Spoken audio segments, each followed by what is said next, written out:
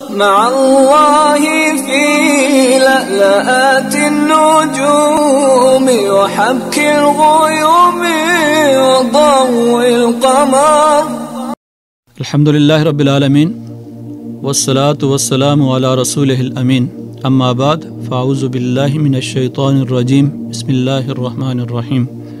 ٹیکسلا سے خاتون فضل جان لکھتی ہیں کہ ان کی 2 بیٹیوں کی شادی ہو چکی ہے، جبکہ انہیں بہت پہلے ہی طلاق ہو چکی تھی، اور وہ علاج معالجے کے لیے اور کار خیر میں خرچ کرنے کے لیے اپنا مکان بیچنا چاہتی ہے، لیکن بیٹیاں کہتی ہیں کہ یہ ہمارا حق ہے، اگر میں مکان بیچ لوں تو کیا گناہگار تو نہیں ہوں گی، جبکہ بیٹیاں میرا خیال بھی نہیں رکھتی. محترمہ، آپ اپنی زندگی میں اپنی جائیداد کی مالک ہیں اور آپ کو مکمل اختیار ہے کہ اس میں جس طرح چاہیں آپ تصرف کر سکتی ہیں اور اس کا استعمال کر سکتی ہیں. اگر آپ کے پاس علاج کے لیے کوئی اور ذریعہ نہیں ہے اور دیگر مالی وسائل آپ کے پاس نہیں ہیں اور مکان بیچنا ناگزیر ہے، تو ایسی صورت میں آپ اپنا مکان بیچ کر علاج معالجہ کرا سکتی ہیں، اور اگر آپ کے پاس کوئی زائد رقم ہو تو اسے اپنی مرضی سے ہر جائز اور اچھے کام کے اندر آپ خرچ کر سکتی ہیں. زندگی کے اندر جو مال آپ کی ملکیت ہے، آپ جس طرح چاہیں جائز کاموں کے اندر، نیک کاموں کے اندر آپ استعمال کر سکتی ہیں، جس کا اجر اللہ تبارک و تعالیٰ کے ہاں محفوظ ہوگا. اللہ تبارک و تعالیٰ کے ارشاد ہے: مثل الذین ينفقون اموالهم فی سبیل اللہ کمثل حبۃ انبتت 7 سنابل فی کل سنبلۃ 100 حبۃ واللہ یضاعف لمن یشاء واللہ واسع علیم. ان لوگوں کی مثال جو اپنے مال اللہ کے راستے میں خرچ کرتے ہیں، اس کی مثال ایک دانہ جو 7 بالیاں اگاتا ہے اور ہر بالی میں 100 دانے ہوتے ہیں. اللہ تبارک و تعالیٰ جس کے لیے چاہتا ہے بڑھاتا ہے. اللہ تبارک و تعالیٰ بڑی وسعت والا اور بہت جاننے والا ہے. تو اس بات میں آپ کو مکمل طور پر اختیار حاصل ہے کہ آپ اپنی زندگی کے اندر اپنا مال جو بھی آپ کی ملکیت کے اندر ہے، آپ کی جائیداد ہے، آپ کے پاس کوئی نقد رقم ہے، آپ استعمال کر سکتی ہیں اسے. باقی رہا وراثت کا معاملہ، تو یہ وفات کے بعد ایک حق ہے، کسی کے ختم یا زائل کرنے سے وہ ختم نہیں ہوتا، اور وہ آپ کی وفات کے بعد آپ کی بیٹیاں اگر اور اولاد موجود نہیں ہے تو آپ کی بیٹیاں اس کی وارث ہوں گی. البتہ اگر وہ نافرمان ہیں اور آپ کا خیال نہیں رکھتی تو وہ اپنی آخرت تباہ کر رہی ہیں، جس کا وبال ممکن ہے کہ اس دنیا میں بھی ملے اور آخرت میں تو یقیناً بدعمالی کی سزا ملے گی. لیکن والدین کو اجازت نہیں ہے کہ وہ اپنی بیٹیوں کو کسی طرح بھی وراثت سے محروم کرنے کے لیے ایسا کوئی طرز عمل اختیار کریں، ورنہ اس کے نتیجے میں اپنی آخرت برباد کر بیٹھیں گی. کیونکہ نبی اکرم صلی اللہ علیہ وسلم کا ارشاد ہے: من قطع میراث وارثہ قطع اللہ میراثہ من الجنت یوم القیامہ، کہ جس نے اپنے کسی وارث کو وراثت سے محروم کیا، اللہ تبارک و تعالی قیامت کے دن جنت کی وراثت سے اس کو محروم کر دیں گے.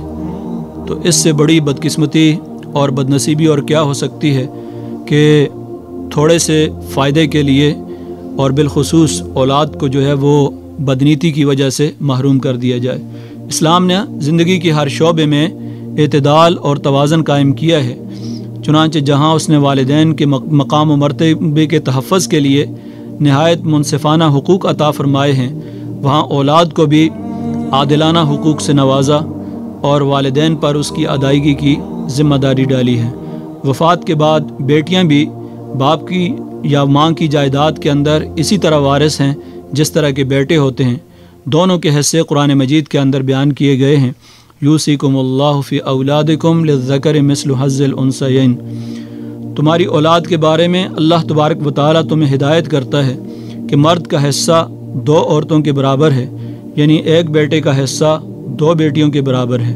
تو گویا اس آیت کے اندر بیٹوں کے حصے بھی بیان کیے گئے اور بیٹیوں کا حصہ بھی بیان کیا گیا، اور اس کے بعد فرمایا گیا کہ یہ کسی انسان کے مقرر کردہ نہیں بلکہ فریضۃ من اللہ، یہ اللہ تبارک و تعالیٰ کے مقرر کردہ حصے ہیں. اگر کسی کو وراثت سے محروم رکھا گیا تو یہ بہت بڑا جرم اور گناہ ہے، کیونکہ یہ حصے کسی انسان کے مقرر کردہ نہیں ہیں، بلکہ خود اللہ تبارک و تعالیٰ نے مقرر کیے ہیں۔ ان کی خلاف ورزی کرنا کتنا سنگین گناہ ہے، اس کا اندازہ آیت میراث کے بعد والی آیت سے کیا جا سکتا ہے۔ اللہ تبارک و تعالیٰ کا فرمان ہے وَمَن يَعْصِ اللَّهَ وَرَسُولَهُ وَيَتَعَدَّ حُدُودَهُ يُدْخِلْهُ نَارًا خَالِدًا فِيهَا وَلَهُ عَذَابٌ مُّهِينٌ، کہ جو اللہ اور اس کے رسول کی نافرمانی کرتا ہے اور حد سے تجاوز کرتا ہے تو اللہ تبارک و تعالیٰ ان کو آگ میں داخل کرے گا اور ان کے لیے رسوا کن عذاب ہے۔ اس آیت میں ان لوگوں کے لیے خوفناک وعید ہے جو اللہ تبارک و تعالیٰ کے مقرر کردہ قانون وراثت کو تبدیل کریں اور اللہ تبارک و تعالیٰ کے احکام کو پامال کریں۔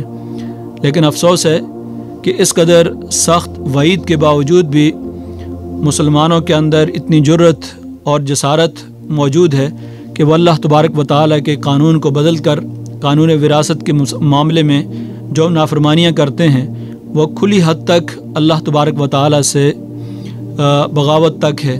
کہیں عورتوں کو میراث سے مستقل طور پر محروم کر دیا جاتا ہے، کہیں صرف بڑے بیٹے کو میراث کا حقدار سمجھا جاتا ہے، اور کسی جگہ تو سرے سے میراث کا انتظام ہی نہیں اور مشترک خاندانی جائیداد کا طریقہ کار اختیار کیا جاتا ہے۔ تو آپ اپنی زندگی میں اپنی جائیداد کی مالک ہیں، آپ کو مکمل اختیار ہے کہ اس میں آپ جس طرح چاہیں تصرف کر سکتی ہیں، اس کا استعمال کر سکتی ہیں۔ اگر آپ کے پاس علاج کے لیے مکان بیچنے کے علاوہ کوئی اور ذریعہ نہیں ہے تو یقیناً آپ اللہ تبارک و تعالیٰ کے ہاں جواب دہ نہیں ہیں اور گناہ گار نہیں ہوں گی۔ اسے آپ اپنی مرضی سے ہر جائز اور اچھے کام میں استعمال کر سکتی ہیں۔ اولاد اگر حسن سلوک نہیں کرتی تو والدین کا بھی فرض ہے کہ وہ انہیں اچھے اخلاق سے آراستہ کریں۔ نبی اکرم صلی اللہ علیہ وسلم کا ارشاد گرامی ہے کہ کسی باپ نے اپنی اولاد کو اچھی سیرت سے بڑھ کر حسن ادب کا کوئی اور تحفہ نہیں دیا، یعنی سب سے بہترین تحفہ اولاد کے لیے اگر ہو سکتا ہے تو اس کی اچھی تربیت اور اچھی سیرت اور کردار ہے۔